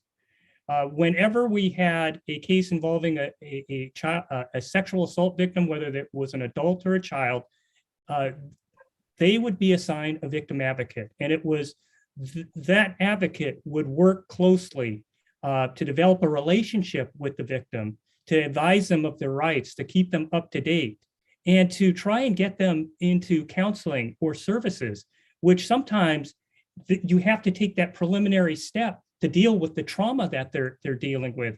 And so that's kind of one of the things that we do that should be done. The other thing is in the education aspect, when we do outreach, it's also to educate the public that victims, people who are victimized, don't do this on their own. And so they should not be judged for something that they had no control over, which takes away some of the shame and would make it a little bit easier for them to come forward. And then the last point, just in terms of interviewing, as both Pak Glenn and Ibu Kampian mentioned, it is important to have trained interviewers so that you ask the right questions, you make them comfortable. In the United States, we, for all child cases, we use actually forensic interviewers. When I first started over 20 years, it would be myself and the investigator that would actually question the child victim. We then moved away from that, and now the model we use are forensic forensic interviewers. And these are people who have special training in this area. So I just wanted to raise those points. Thank you. Thank you so much, Pak Bruce. Tak terasa ini sebetulnya waktunya sudah habis dan semoga pertanyaan-pertanyaan tadi sudah cukup mewakili berbagai macam keresahan yang dialami oleh para peserta. Saya tidak akan memberikan kesimpulan karena terlalu banyak yang bisa kita angkat dan pelajari dari pertemuan hari ini. Mungkin sedikit sebagai penutup saja. Again, this issue is important but hard. Penting tapi berat, tapi semoga paparan dari narasumber dan diskusi kita hari ini bisa menjadi angin segar untuk kita. Pertama, meski berat, kita tahu kita tidak sendiri merespon ini dan bekerja di isu ini. Dan yang kedua, semoga diskusi ini juga tidak berakhir sampai di sini, karena akan banyak sekali tindak lanjut dari berbagai macam kerja-kerja yang berkaitan dengan merespon kekerasan terhadap anak dalam dunia digital. Saya ingin mengundang semua untuk menyampaikan terima kasih kepada Pak Glenn Hawley. Thank you so much, Ibu Kompiang Srinadi, Bapak Bruce Miyake. Such a pleasure to moderate this discussion. Sebagai moderator, saya ucapkan terima kasih atas partisipasi pada para peserta dalam diskusi hari ini. Selamat sore semuanya. Saya kembalikan kepada e-guide kita dari @America.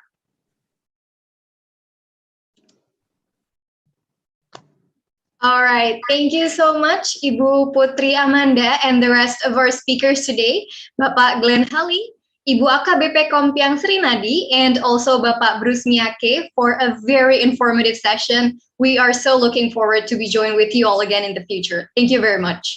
Now, the rest of you, please don't go anywhere because I have the name of the winner for our social media quiz today. Earlier in this event, I asked you guys, is it true or false that since the ICAC program's inception in 1998, around 200,000 law enforcement officers have been trained on technique to prosecute ICAC-related cases? And the correct answer is false. 786,800 law enforcement officers, prosecutors, and other professionals have been trained on techniques to investigative and prosecute ICAC-related cases. And our lucky winner for today is, congratulations to Danny Andy from YouTube. Congratulations. As I mentioned earlier in the beginning of this event, @America is having a very special activity and we're giving out AirPods. And how do you participate?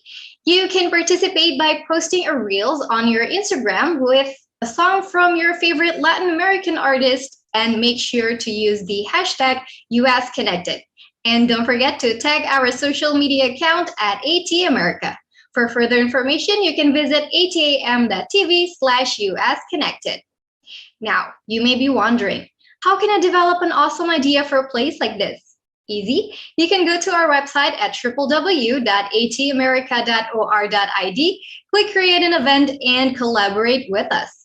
All proposals coming to us will be reviewed and your event might be featured here soon.